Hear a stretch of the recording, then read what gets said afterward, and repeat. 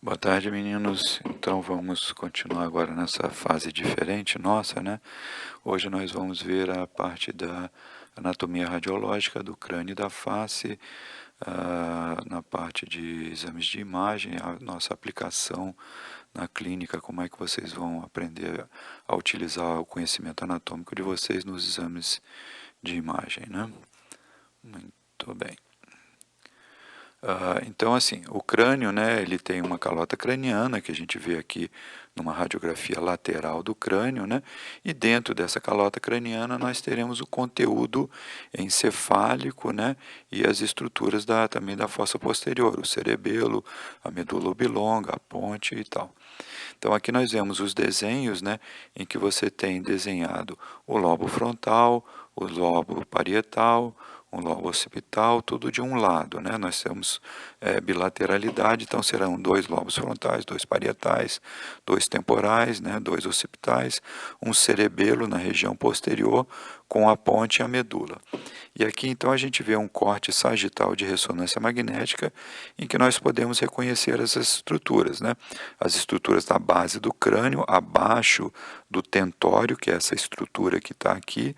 Então, acima do tentório nós temos o encéfalo, abaixo do tentório nós temos o cerebelo. As estruturas da chamada fossa posterior, que nós veremos adiante, elas irão se estender para a região da coluna através do forame magno, onde vai passar a medula espinhal, né? E a calota craniana, dentro da calota craniana, nós temos na parte anterior um seio, né? Um dos seios da face, que nós também veremos adiante, que é o seio frontal, que a gente pode identificar aqui na ressonância e aqui na radiografia.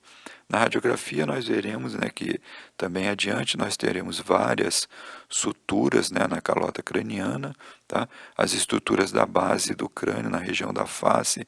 Então a gente tem aqui o teto etimoidal, a cela turca com a clinoide posterior, o clivus aqui que vai ser o limite anterior do forame magno, também a gente vai ver adiante. Bom, então a ossificação do crânio, né, a calota craniana, vai se fazer através de uma ossificação endocondral. Nós temos uma ossificação intramembranosa e uma ossificação endocondral que vai ocorrer na região da base do crânio, enquanto que a calota craniana, né, toda essa região, vai ser uma ossificação membranosa. Então, diferente dos ossos longos, né, não existe um modelo, né, o cartilaginoso, né, que vai fazer, por exemplo, um fêmur, que você vai ter um crescimento longitudinal. Aqui, os ossos eles vão crescendo de forma centrípeta, né, e de uma maneira meio anárquica, né, mas elas acabam todas confluindo nas suturas, que eventualmente elas vão se consolidar, né, e formar uma calota craniana dura, né.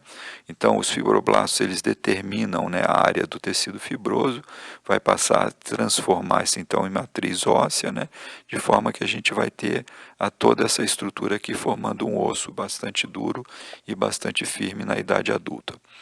Nós temos então aqui nesse desenho, todas as estruturas, né, do crânio e da face. Nós temos no crânio um osso frontal, dois parietais, dois temporais, um occipital, o osso esfenoidal e o osso etimoidal, conforme a gente vai ver adiante também. E na face, nós teremos esses componentes, né? O componente zigomático, os ossos lacrimais, os ossos nasais, né?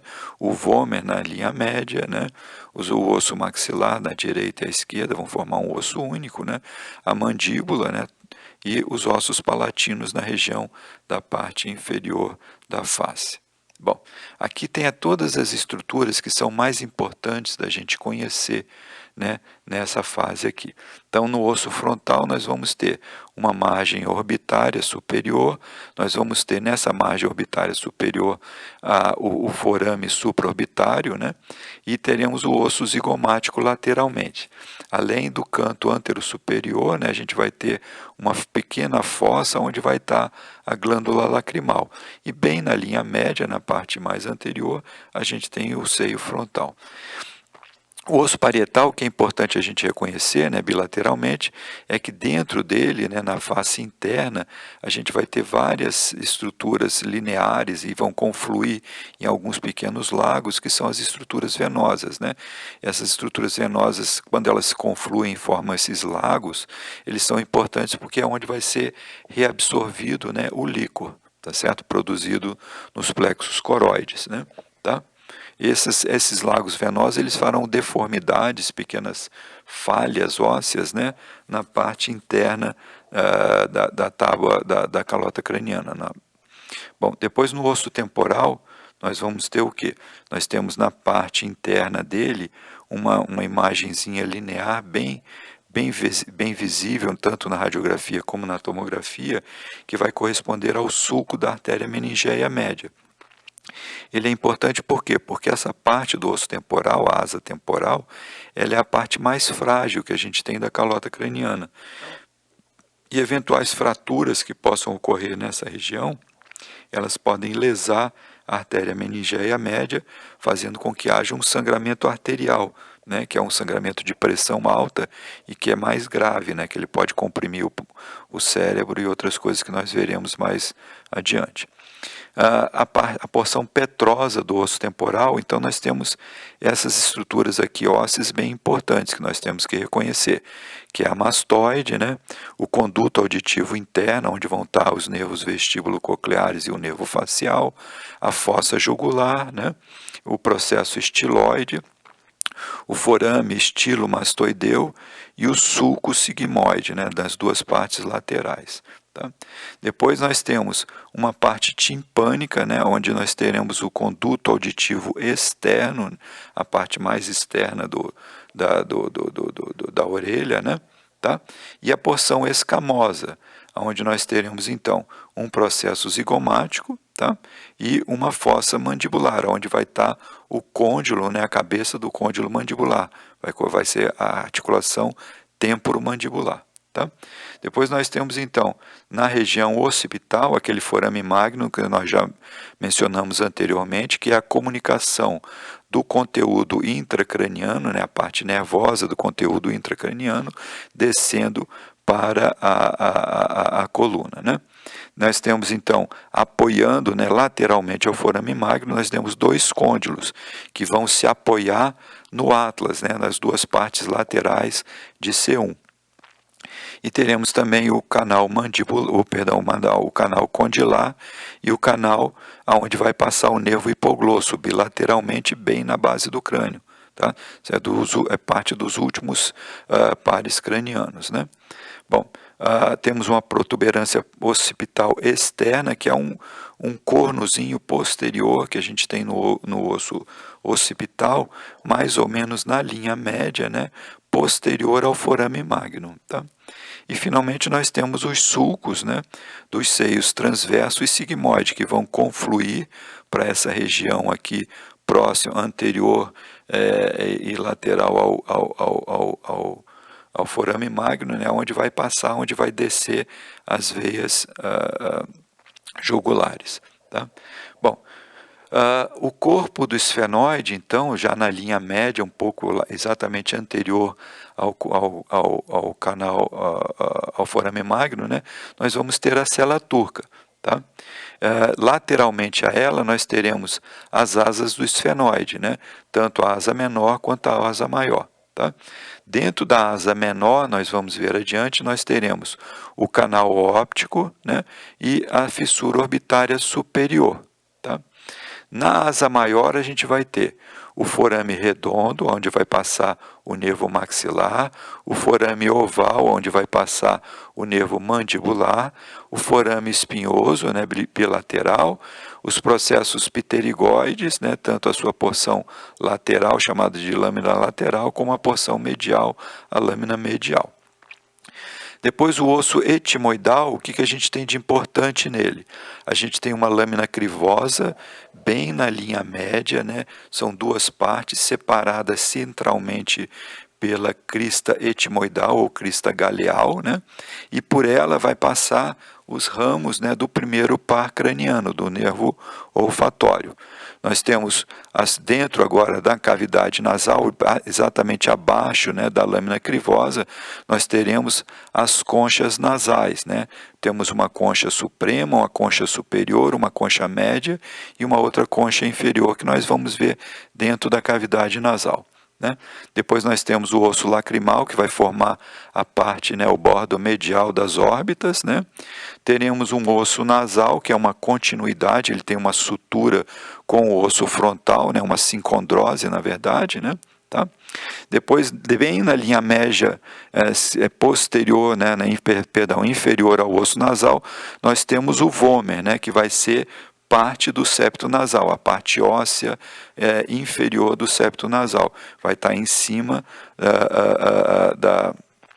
do osso palatino, né?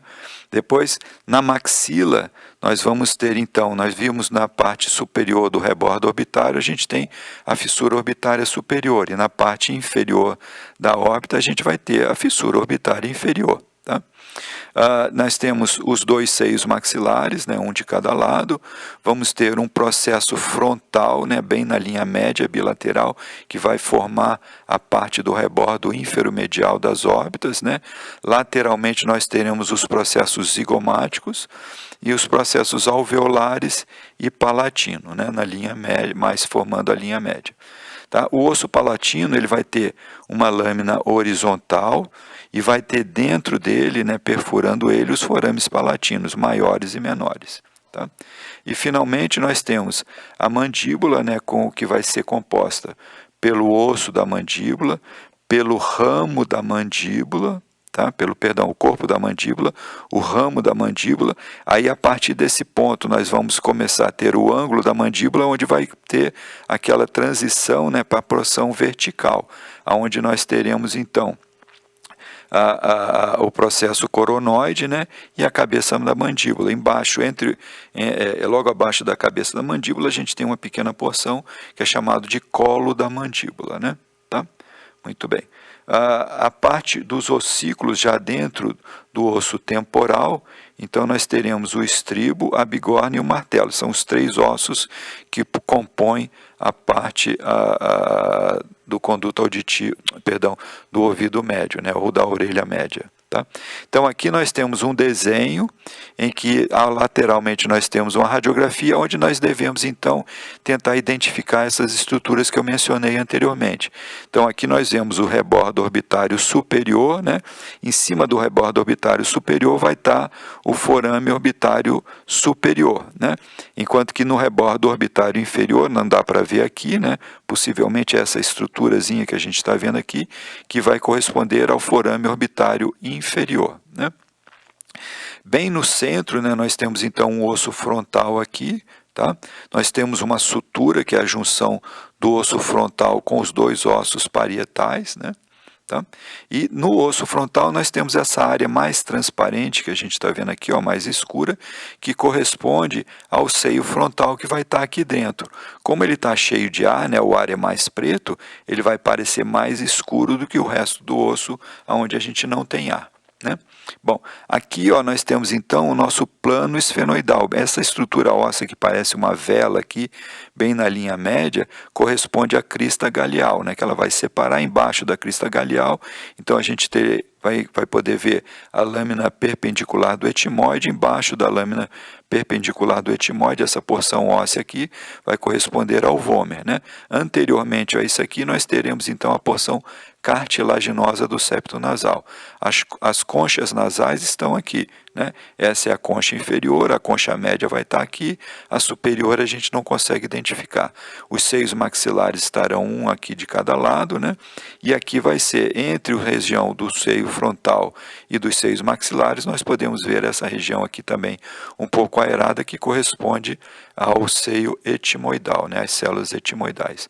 E aí nós vemos aqui uma radiografia agora lateral, as células etimoidais, o seio etimoidal está aqui, e posterior ao seio etimoidal, então a gente vai ter aqui, ó, o seio esfenoidal, que às vezes ele se estende até a parte mais inferior da célula turca aqui, e a gente vai poder ver essa região mais aerada aqui. Tá? Então, nós temos agora o plano esfenoidal aqui, o teto, né, das órbitas aqui, e na linha média do teto das órbitas vai estar a lâmina crivosa do etimoide. Aqui nós vemos a porção horizontal, o ângulo da mandíbula, a porção vertical do ângulo da mandíbula, a cabeça do côndilo, né, tá aqui, ó, do côndilo mandibular, né, tá? São essas estruturas que a gente tem que identificar na radiografia, né, tá? Muito bem. Aqui então agora a gente consegue ver, né, olha, essas estruturas laterais ósseas aqui que saem da região maxilar e vão até a região posterior à frente da articulação temporomandibular, que corresponde ao osso zigomático, né? Posterior então aqui aos ossos maxilares, nós temos essa porção aqui aerada, né, formado com algumas linhas ósseas bem finas que corresponde aos seios maxilares, um de cada lado. Posterior aos seios maxilares vai estar o osso pterigóide, um de cada lado aqui, com a porção lateral e uma porção vertical dele. Tá? Muito bem. Uma porção importante agora, nós vamos passar então para a calota craniana propriamente dita, né? A calota craniana tem várias nomenclaturas, né? Calvário, abóbada craniana, dependendo do tipo e da idade do livro que você está estudando, né? Ela é formada por uma tábua interna, né? Uma díploe, que é onde a gente vai ter um osso esponjoso com bastante medula vermelha, por isso as fraturas da calota craniana vão sangrar bastante, né? Tá? Vamos ter na parte interna, como nós já vimos anteriormente, né, aqueles lagos venosos, tá certo? E que vão fazer essas pequenas deformidades, né, na calota craniana, tá? Que serão chamadas de granulações de Pacchione. Elas são importantes por quê? Porque é a região onde vai ser reabsorvido o líquor formado nos plexos coroides, né? Além disso, nós teremos as suturas, né, da calota craniana e as sincondroses, né, que são as suturas cartilaginosas, né?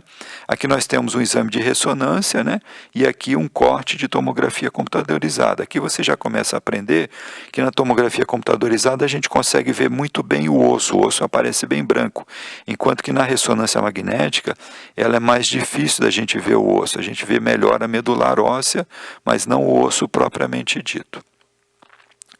Bom, então aqui só para mostrar um detalhe da díploe que a gente mencionou, né, que é um osso esponjoso. Aqui a gente tem uma tábua interna, um osso cortical mais duro, e uma tábua externa, outro osso cortical mais duro. Entre esses dois a gente tem o osso esponjoso, né, que é chamado de díploe, né? Muito bem. Aqui apenas mostrando, então, um corte de tomografia computadorizada com a janela específica apenas para ver o osso, em que a gente vê essas pequenas formações, esses pequenos buraquinhos que não devem, então, ser confundidos com doenças, né? Tá vendo? Ó, isso aqui é esse desenho aqui, ó. Tá? Até o sulco da artéria meningeia média a gente está vendo aqui, né? As suturas, né? A sutura entre o osso frontal e os ossos parietais e uma sutura na linha média, uma sutura sagital também. E uma outra sutura posterior entre os ossos parietais e o osso occipital. Tá? Então a importância de reconhecer isso é que a gente não vai confundir no futuro com alguma doença, né? Alguma lesão óssea da calota craniana, né? Então aqui só para mostrar, né, as estruturas fibrosas, as estruturas cartilaginosas, que são principalmente na região da base do crânio. Por isso a gente vai aprender no futuro, né, que os tumores cartilaginosos, eles vão ocorrer na região do crânio, principalmente na região da base, onde a gente tem as estruturas cartilaginosas. Bom, então, só para mostrar aqui, então, as suturas cranianas, que a gente já tinha mencionado, elas têm alguns nomes próprios, né? Então, na região frontal vai ser a sutura coronária. Na região entre os ossos parietais, né, na sagital, então vai ser a sutura sagital. E a sutura posterior, né, que ela forma essa linha aqui, ó, tá certo? Entre os parietais e occipitais será a sutura lambidoide. Então aqui a gente tem uma radiografia, né, e uma tomografia computadorizada, reconstrução coronal e sagital, em que nós temos um paciente com múltiplas fraturas da calota craniana, né, com afundamento, e aqui a gente passa a ver, então, né, não nesse caso, que são fraturas bastante exuberantes, né, mas para a gente diferenciar as fraturas das suturas, né? As suturas terão esse aspecto serrilhado, enquanto que as fraturas elas têm um aspecto bem linear, bem retilíneo, bem evidente, né? Tá. Bom, No neném, né, nas crianças, né, enquanto essa calota craniana ela não sofreu uma ossificação completa, né, essas suturas ainda estarão abertas, nós temos algumas janelas que antes dessa formatura, que tudo se consolide. Né? Então são chamadas de fontanelas. Nós temos as fontanelas na região anterior, na região posterior e na região parietal. Né? Uma das utilidades que a gente tem na prática é que nesses pacientes aqui a gente vai poder fazer ultrassonografia, porque o ultrassom ele não consegue passar pelo osso, por isso ele não serve para ver osso. Mas nas crianças, enquanto a gente tem essas janelinhas abertas, é possível fazer ultrassom, principalmente nas crianças que estão dentro no berçário ainda, né, crianças em UTI neonatal, que não são exames, não são pacientes bons para a gente fazer ressonância nem tomografia. Então, o ultrassom ele vai ser bastante eficaz nesses pacientes, né, graças a essas estruturas. Se a gente tiver, então, alguma anomalia de fechamento, né, mais precoce, né, ou assimétrico dessas suturas, vai levar a deformidades, né, da calota craniana. Tá certo? Com várias deformidades, com esse chamado de crânio em quilha, né? E várias deformidades que a gente pode ver, como essa que está aqui, ó, um fechamento da sutura do lado de cá, né? Em que você faz até uma deformidade da órbita devido a essas suturas precocemente fechadas. Tá? Isso é só para mencionar. Então aqui, ó, nós temos um desenho fazendo todo o resumo das estruturas que nós mencionamos, né? Então está tudo aqui, né? Esse outro aqui também na lateral, tá certo? E aí depois tem duas radiografias, uma radiografia de frente, em antero-posterior, e uma radiografia lateral, radiografia em perfil, em que você deve reconhecer essas estruturas que estão aqui. Então, na radiografia lateral, o número 1, que vai estar bem aqui em cima das estruturas dentárias, essa aqui será a porção óssea do pálato, é o chamado pálato duro, enquanto que posteriormente a gente tem essa parte aqui, ó, mais sem osso, né, que vai corresponder ao pálato mole. Né? O número 2 a gente está vendo aqui, ó, que corresponde a essa região aqui na radiografia de frente, né, que é o seio maxilar. Né? O número 3, né, é a cavidade orbitária, essa que a gente vai estar vendo aqui. Tá? O número 4, em cima das órbitas, vai corresponder ao seio frontal, que é essa estrutura que a gente vê aqui e aqui. O número 5, que vai estar posterior aqui a isso daqui, ó, isso aqui são as células etimoidais, né? O número 3 também pode corresponder às células etimoidais, se a gente for um pouquinho mais para trás. E posterior, né, às células etimoidais, a gente tem o seio esfenoidal, que é essa estrutura que está aqui. Né? Logo atrás do seio esfenoidal e acima dele, né, o limite para mais superior, a gente tem essa cela que está aqui, ó, que parece uma cela de cavalo, que é chamada a cela turca, com os limites posterior e anterior dela. O número 7 é o limite posterior, que é a clinoide posterior. Anteriormente aqui a gente vai ter o limite anterior, que vai ser a clinoide posterior. Né? Seguindo posteriormente aqui, ó, a gente tem o osso do clivus, que vai acabar no forame magno aqui. Tá? Muito bem. Vamos lá. Agora a gente vai falar da órbita, né? Então a órbita é formada por 7 ossos, né? Uma parte do osso frontal, uma parte do osso maxilar, uma parte do osso zigomático, né? O osso esfenoidal aqui atrás, o osso lacrimal formando a porção da face medial da órbita, né? Tá? O etimoide que vai estar aqui atrás também e o osso palatino que está aqui embaixo, tá? Se a gente olhar, né, no fundo da órbita, né, a gente consegue agora identificar essas estruturas ósseas que eu falei. Então, o osso frontal, né, o osso zigomático, tá certo? Ou a parte da maxila, o osso lacrimal aqui, a parte etimoidal. E vão ter algumas aberturas que vai comunicar a cavidade orbitária, né, com a cavidade craniana. Tá certo? Então serão duas fissuras, né, que são importantes, uma superior e uma outra inferior, e bem no canto mais central aqui, um pouquinho mais acima, a gente tem o canal óptico, né, onde vai passar o nervo óptico. Tá? Aqui aquele forame orbitário superior e o forame orbitário inferior, que nós já vimos anteriormente. Então, nós temos um desenho aqui, né? E aí do lado de cá você tem um corte de tomografia computadorizada. Eu coloquei um do lado do outro, ficou bem bacaninha, né? para a gente poder identificar o que tem aqui dentro. Nós falamos das fissuras e do canal. Além disso, a gente tem isso aqui tudo preenchido, né, onde vai estar o globo ocular. Atrás do globo ocular a gente vai ter o quê? Vai ter um conteúdo gorduroso, né, que vai dar a sustentação a essas estruturas, né, e as estruturas musculares, né, que vão fazer com que o globo ocular possa se mexer. Então a gente vai ter uma musculatura do reto superior e uma outra inferior, um reto medial e um outro lateral, né? E aqui em cima a gente tem o músculo oblíquo, né, nessa posição. Bem no meiozinho aqui a gente vê uma outra estrutura aqui, que é apenas o nervo óptico, né, cortado, né, bem na linha média, tá certo? Tá? Essa musculatura ela deve ser simétrica, né? Ela é bem parecida uma com a outra. A gente está vendo um músculo aqui bem maior do que esse que está aqui, né? O medial maior do que o lateral, porque existe uma doença aqui. Tá? Ok? Então é importante a gente reconhecer essas estruturas também. Tá? Muito bem. Os forames orbitários, né, as passagens, né, da órbita, do conteúdo orbitário para dentro da calota craniana, né, então, como nós mencionamos, nós temos uma fissura orbitária superior, que é essa que está aqui, ó, que vai estar junto do canal óptico, né? Tá certo? Essa fissura orbitária superior ela é importante porque todas as estruturas nervosas, né, que vão estar relacionadas à movimentação do globo ocular estarão passando nessa fissura. Então vai ter o nervo oculomotor, o nervo troclear, o nervo abducente, o nervo oftálmico, né? E tem uma veia, que é a veia oftálmica superior, né? Bom, enquanto que na fissura orbitária inferior, nós vamos ter o nervo zigomático, a veia oftálmica, né, e o nervo infraorbitário, né, tá?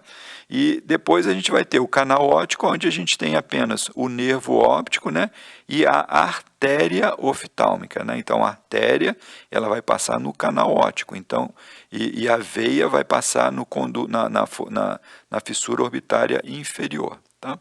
Muito bem. Então aqui é apenas um desenhozinho, né? E a gente vendo agora na tomografia computadorizada, então, ó, na parte posterior aqui a gente tem o nervo óptico, né? Passando no canal óptico aqui, ó, em direção à calota craniana, perdão, ao conteúdo intracraniano, onde ele vai se confluir bem em cima daquela célula turca que a gente viu anteriormente, né, e vai formar o quiasma óptico, que vai estar ali em cima da célula turca. Tá? Bom, agora nos ossos da face, né? Então a gente já viu vários ossos, nós vamos ver agora bem na linha média, aquela parte aqui, ó, que a gente viu do osso do clivus, né, que vai formar a parte anterior do forame magno aqui embaixo e a parte posterior da célula turca, tá certo? Tá? Depois, aqui a gente tem bem na linha média, embaixo, né,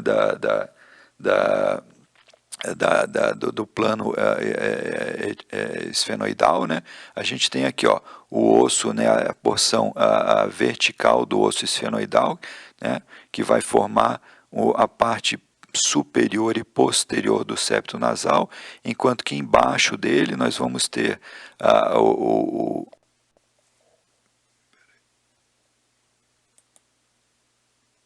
vamos ter o vômer, né, que vai fazer a parte posterior e inferior do septo nasal, enquanto que a porção cartilaginosa vai estar aqui na frente, né? Tá? Os ossos lacrimais, né, que são essa parte que está aqui, ó, que a gente vai ver, é outra parte importante também, que do mesmo jeito que nós mencionamos que as escamas temporais são a parte mais frágil, né, da calota craniana, essa região aqui, ó, também é a parte mais frágil da órbita, né? Então, traumas na região da face, né, anterior da face, elas podem fraturar essa região aqui, fazendo que você tenha uma comunicação entre o conteúdo orbitário e o seio etimoidal. Da mesma forma também que infecções, né, principalmente nas crianças, que a gente vai ver adiante, podem mais facilmente comunicar essas duas cavidades aqui. Tá? Muito bem. Os ossos do nariz, então aqui é bem rapidinho, né? Então a gente tem uma sincondrose, né, entre o osso frontal e os ossos do nariz, aqui ó, bem na linha média, tá certo? Na parte anterior, né, a gente tem a porção cartilaginosa dos ossos do nariz, né, que nós temos então as asas, né, do nariz, que estão aqui, ó, então essa parte aqui toda são as asas do nariz, que são porções cartilaginosas, né? Tá? Na radiografia, o que a gente vê? A gente vê apenas a porção óssea dos ossos do nariz, que é isso que a gente está vendo aqui. Enquanto que a porção cartilaginosa é essa região que está aqui. Você precisa ter uma radiografia mais mole para que você consiga ver bem o osso e a porção cartilaginosa. Na maioria das vezes, essas radiografias são feitas para ver fratura e você acaba vendo apenas a porção óssea e não consegue identificar a porção cartilaginosa. Tá? Então aqui ó, mostrando uma fratura, né? Então aqui ó, o desenhozinho, a porção óssea, a porção cartilaginosa do nariz, e aqui nós temos uma tomografia computadorizada no corte coronal, que seria isso aqui, ó, fazendo aqui assim no nariz, perdão, volto aqui, tá? Então a gente vê ó, várias fraturas aqui, ó, isso aqui não está normal, né? A sincondrose está bonitinha aqui, mas isso aqui são áreas de irregularidades com fragmentação, inclusive com fratura do septo nasal também, né? Muito bem. Então agora a parte do septo nasal, a parte posterior, nós temos aqui então uma tomografia computadorizada e você vê bem o osso. Aqui a gente tem uma ressonância magnética em que você vê mal o osso, mas vê melhor as partes moles, né? Tá?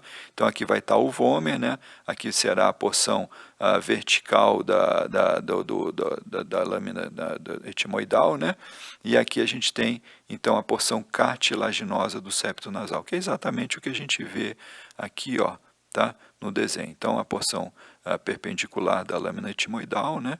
Tá? O vômer embaixo, a porção cartilaginosa do septo nasal na frente. Tá?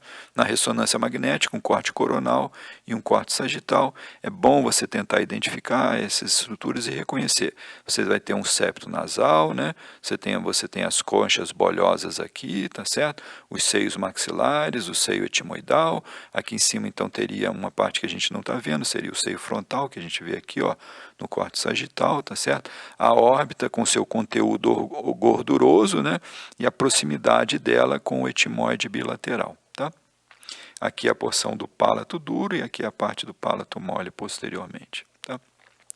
Os seios maxilares, né, os seios da face, a gente vai ter, já mencionou, um seio frontal, um etimoidal, dois maxilares e um esfenoidal posterior, tá certo? Aqui a gente vê numa radiografia de frente e numa radiografia da base do crânio, né? Então o septo vai estar aqui, a porção mais posterior dos seios nasais, né? Será o seio esfenoidal, que é esse que a gente está vendo aqui, ó.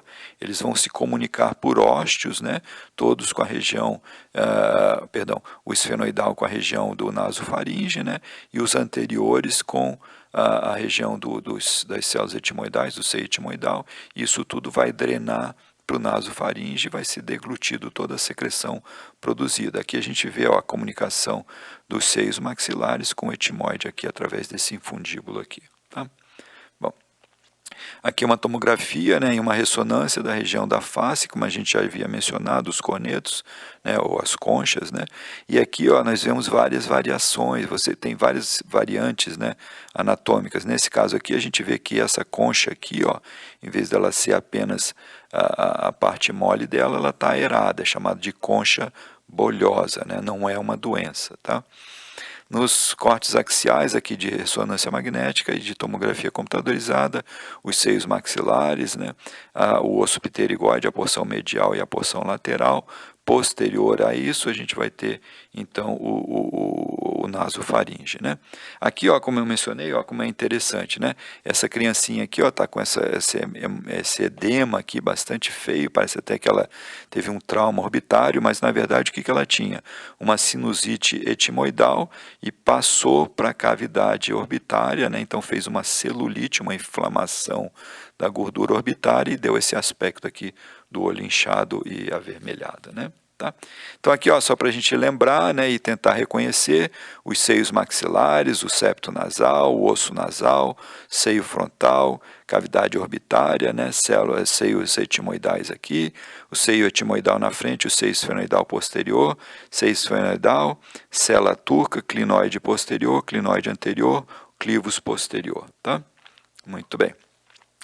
Rapidamente, só mostrando o conteúdo da célula turca que a gente acabou de mencionar, né?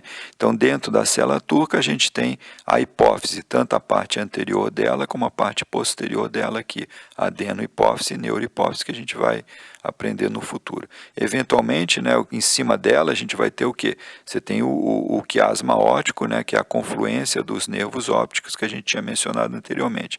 E embaixo, então, você deveria ter aqui, ó, um conteúdo, né, de glandular. Nesse caso aqui você está com conteúdo cheio de líquido, né, porque havia uma falha aqui nesse septo que deveria estar aqui e permitiu com que o líquor entrasse dentro da célula turca. Passando para a base do crânio, nós vamos ter uma fossa anterior, uma fossa média, né, e uma fossa posterior, onde vai estar o forame magno. Na fossa média nós temos vários forames, né, muito importantes, né? A gente mencionou já o forame orbitário, o forame redondo, o forame rasgado, vários forames e fissuras. Tá? Aqui tem todo um desenho, né, um resumo de todos os forames, né? Eu não vou parar aqui porque a gente tem que fazer uma aula curta, né? Mas vocês podem identificar aqui nesse desenho tudo que vocês precisam saber, né? No caso aqui a gente tem uma ressonância magnética da base do crânio, do lado de cá você tem um exame normal, né?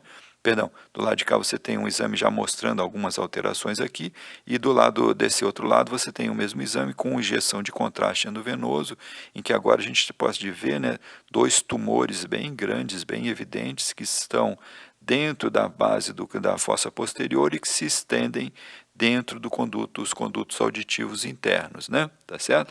Então, dentro do conduto auditivo interno, né, nós temos os nervos vestíbulo-cocleares, tá certo? E o nervo facial. Então, esses tumores devem ser parte, provavelmente, de uma dessas estruturas, né? Tá? Finalmente, chegando na base do crânio, nós temos, então, o canal do hipoglosso, lá na região anterior do forame magno, né, lá para baixo, tá certo? Que é a última passagem onde a gente tem os últimos pares cranianos. Rapidamente agora, né, a mandíbula, nós já mencionamos tudo isso que está aqui, esse desenho ele é autoexplicativo, não vou perder tempo aqui, apenas para a gente olhar então na radiografia, né, como é que a gente pode identificar, né, a porção horizontal da mandíbula, o ângulo e a porção vertical da mandíbula. Se eu quiser olhar melhor isso que está aqui, ó, como aqui está somando o lado direito e o lado esquerdo, eu vou ter que fazer o quê? Obliquar essa estrutura, de forma que agora eu consigo ver, ó, essas estruturas aqui melhores, né? Você tirou, não tem mais um dente em cima do outro, então eu consigo ver esse dente molar aqui parcialmente incluso na mandíbula.